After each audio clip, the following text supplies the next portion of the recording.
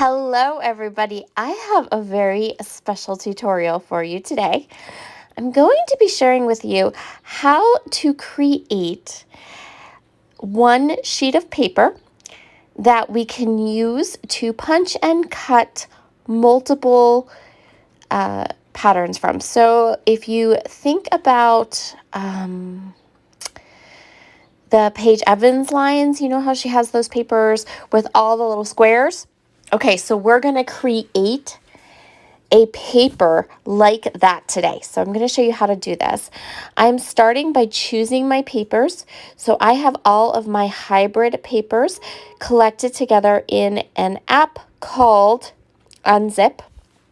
And I am going through all of the patterns in the summer camp collection from Traci Reed. I'm grabbing all the patterns I want to use and I am saving all of those images right to my phone. Remember, I'm the girl that doesn't like to get on a computer. I don't like to mess around. I want to sit and play on my phone. And generally speaking, if I can't do it on my phone, I'm not going to do it.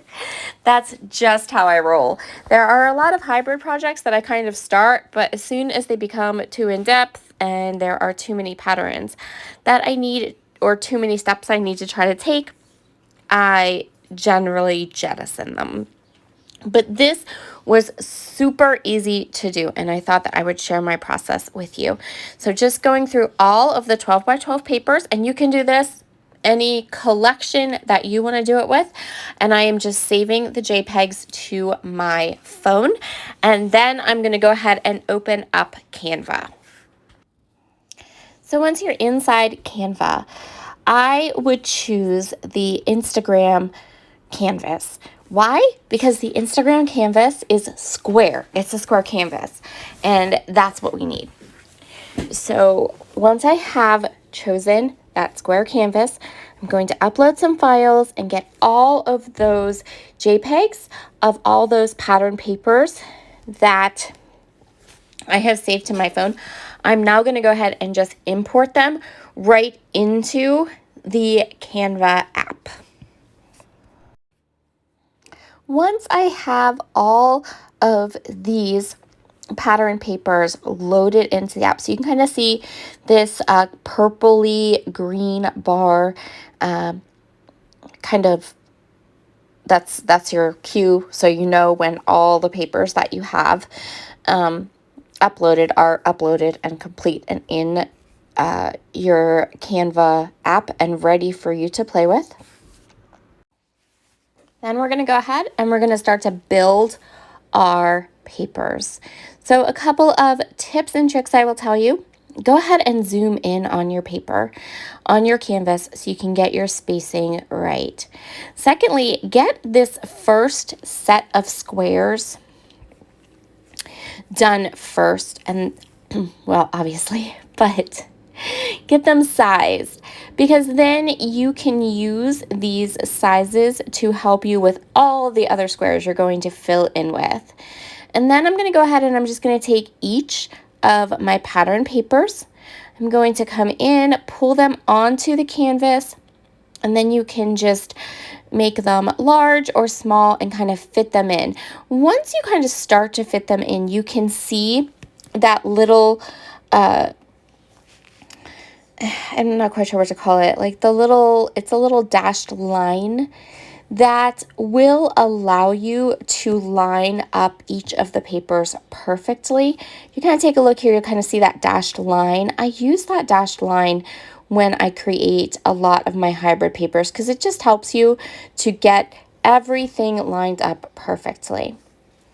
So I'm trying to decide whether I want my papers to be 3 down or 4 down, and you could do either one. I am kind of like playing with it, trying to decide how big I want these squares. So the idea is that we're going to fill this 12 by 12 canvas with all of the papers, and then we can print it out on our wide format printer, and we have one paper that has all the patterns on it. And then what I did with mine was I took each of those little squares and I die cut it, or you can punch it. I used my squares to cut a title for a project, and you can see my finished layout and my finished project over on Traci Reed's blog today. And in the description box down below, you will find a link to that blog post. So you can go over and see how I used this paper to create a 12 by 12 layout.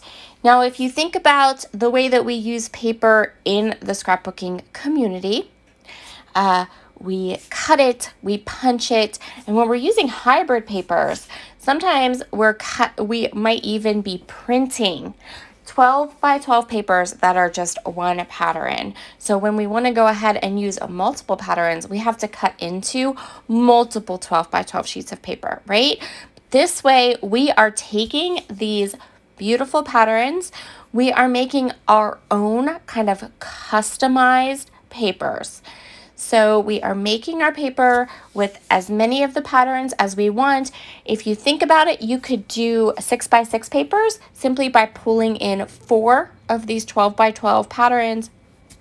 You could even do something completely different. You could pull in a photo and have a photo be a part of this configuration, and then when you print it, you've got your photos and all your patterns ready to go. One paper, you can just add and kind of add some dimension or add some embellishments, things like that. So lots of things to kind of think about when you're doing this. I always want the tactile part of scrapbooking. I always want to have a physical something that has some dimension and some interest, but I also really love these types of ideas and ways to use the hybrid papers, because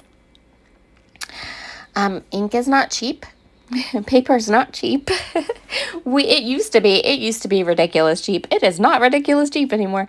And so by having this kind of an option to be able to fit all these patterns onto one sheet of paper, so instead of printing 12 sheets of paper, 1, 2, 3, 4, 5, 6, 7, 8, 9, 10, 11, 12, 13, 14, 15, 16. So instead of printing 16 separate sheets of paper, I'm getting all the pattern onto one sheet of paper. And you'll see when I go ahead and print this and cut it apart that I get all the patterns on one page using one sheet of paper. And so that was really my idea and why I really wanted to share this with you.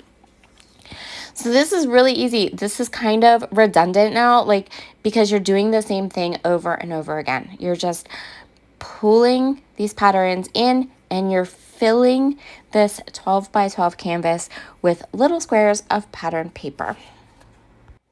I added an extra wood grain square into my paper so that I just had a little bit more of that specific pattern. And now we're ready to add this paper into our phone. So always choose the JPEG. Simply because your printer, you will have just a much better experience if you save your files as JPEGs and not as PNGs. And there we go. Now we have this paper saved to our camera roll. It's right on our phone, and now we can use our printers and print the paper exactly the way that we do for all of our pictures, right? All of our papers, all of our hybrid things. So whatever your specific type of printer you have, however you print anything that you print, you can just print this paper. And this is the paper that I got. So now I can take all of these squares and I can die cut them. I can punch them into shapes. I could cut them apart and stitch around them and put them on a layout. Lots and lots of fabulous uses. So head over to Traci's blog and check out my project.